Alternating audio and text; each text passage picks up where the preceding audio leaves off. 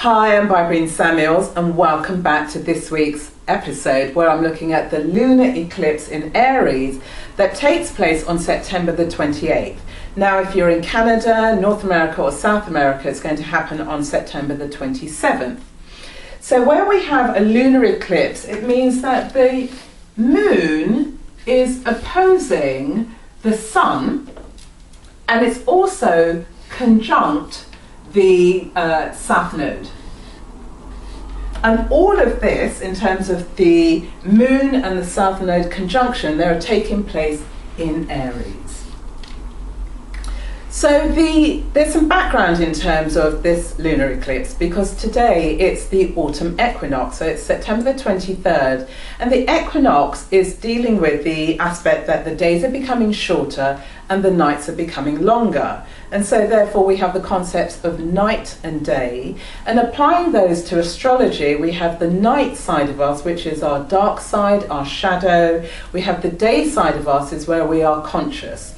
And so when we have the autumn equinox, it's a chance for us to gain some personal enlightenment. And the way that we're able to do this is either going through some type of experience. It could be the dark night of the soul, where we emerge through a personal crisis, having learned valuable lessons. And as a result of learning these lessons, we're able to step forward into the light of the day of our lives. So it's a chance for us to bring some personal transformation. Also, the equinox deals with harvesting. So what seeds did you plant back in the spring that you can now reap the benefits over this autumn period? And so that gives you a sense of the context for which this lunar eclipse is taking place. Now, before it happens, on Friday, September the 26th, we have the moon again, and it's conjuncting Neptune in Pisces. So this is a really highly emotional period. So you might be very emotional, you might be unable to control your emotions, or you could encounter people who are highly emotional. And if you find that you're being overwhelmed with all of this, then the best thing obviously to do is to step away from the situation if the people that you're connecting with are unable to reason with you around what's causing the upset. On the flip side, it could be a great time because you could be at a phase in your life where you're feeling so relaxed, chilled, very integrated, and you might be inspired by music or art or some type of creativity that allows you to express your dreams, your desires, your inspiration, and to show your very compassionate side.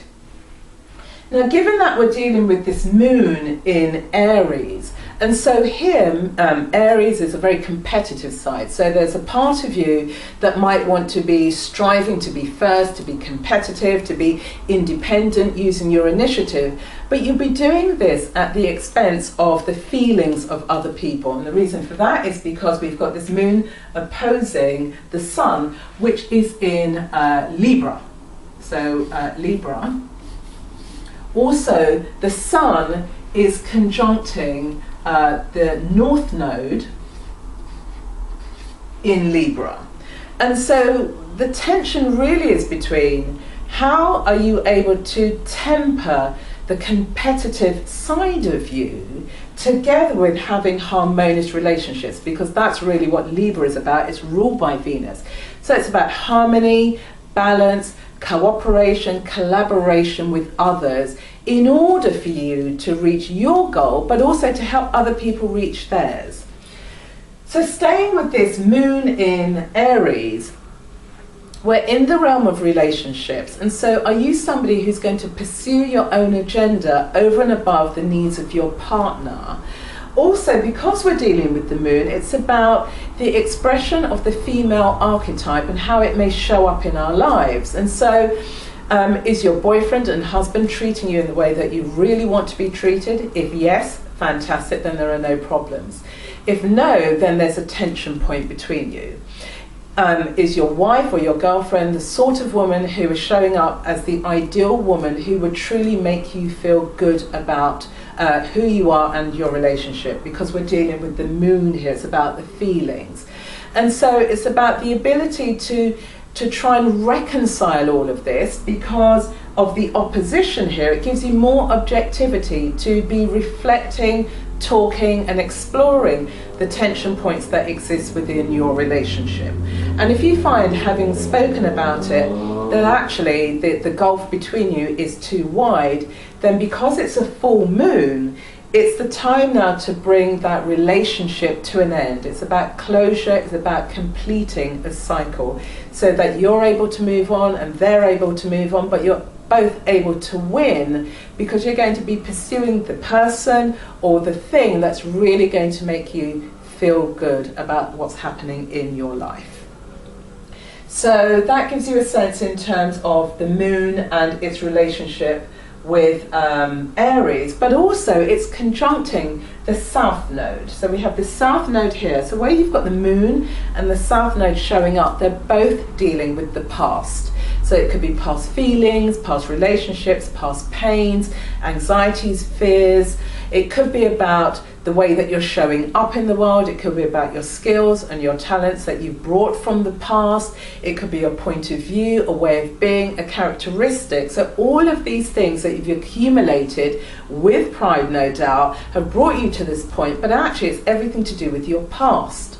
Now, the question here is, are you prepared to give some consideration to other things that you're holding on to from the past getting in the way of you having these really harmonious relationships in your world? If they are, it's time to let them go, completing the cycle, letting go, because with this north node, the energy is pulling all of us towards harmony, peace, balance within our relationships.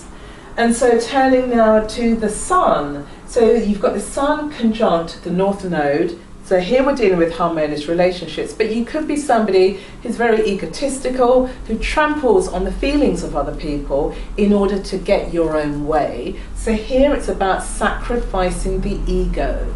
So we've had this sense of sacrifice come up before in one of my previous videos where I was looking at the sun and its relationship with Chiron. It's about letting go in order to bring collaboration, cooperation with others so that you create a win-win situation. So along with these aspects, there are some other aspects. So there's the sun, which is sextile Saturn. So the sun here is still in Libra, and when you've got this aspect, it's about having a really strong plan, showing up with a very strong plan that you want to action and move forward. And so because we're dealing with the area of relationships, you might be in a business relationship that you bring a very strong plan to, and as a result of this, everybody wins. So you create a very equitable relationship within the partnership. Another aspect that is going on is Mercury retrograde squaring Pluto. So where you have Mercury and Pluto, here you could be obsessing about a particular idea that you're refusing to let go of. You could be somebody who tries to browbeat other people into your point of view, and however you rationalize that, that's never going to work. Because we've got the retrograde here, it's more about reflecting internally.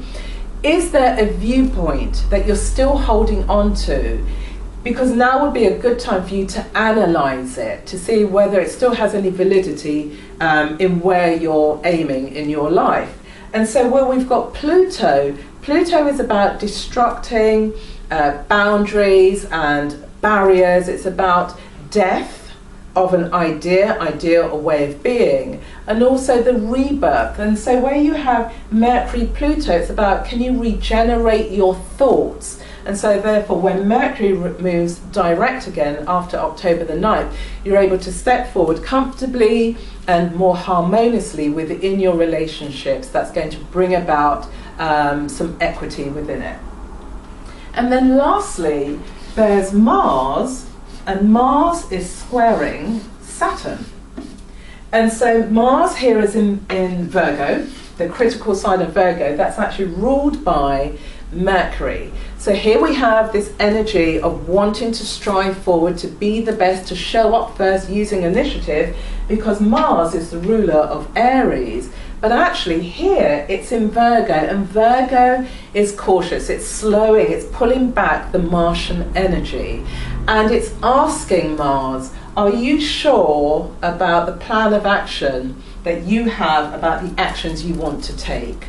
So Mars can start feeling really frustrated, but also it's going to be frustrated even further because it's got a square to Saturn, and Saturn is the teacher.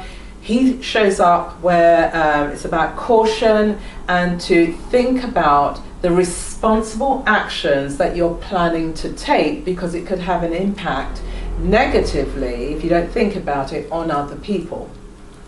What this then does is begin to put your ego in check, because it's slowing you down. Instead of you rushing forward to take the action, it's now time to pause and think about the action that you want to take. And because Saturn is here, it's the chance for the ego to kind of begin relaxing its grip, and also it's a chance for you to possibly invite other people in who are more experienced than you in terms of helping you to meet your goal, because we've got Saturn here. Saturn's the teacher. So it could be a great opportunity for you to think about lessening the ego, opening yourself up to allow other people who may actually know more than you to help you achieve your goal, and then you can help them with your Martian energy to energize them to achieve their goals. So there's a lot going on with this lunar eclipse, and so, you know, just in summary, it's about sacrifice, particularly around the ego, softening the ego, so that you're able to bring in other people into your world. So you're collaborating, you're cooperating, you're negotiating, you're talking to bring about a win-win situation. And so the quote that I want to leave you with this week is from the writer Dr. Seuss, and he said, "Don't cry because it's over, smile because it happened." And so on that note, I'm going to leave you for this week. If you've got any comments, please put them in the comment box below. I'd love to hear from you. If you found this video useful, share it with your network, and feel free to subscribe to my channel. Until then, I'll see you another time. Bye for now.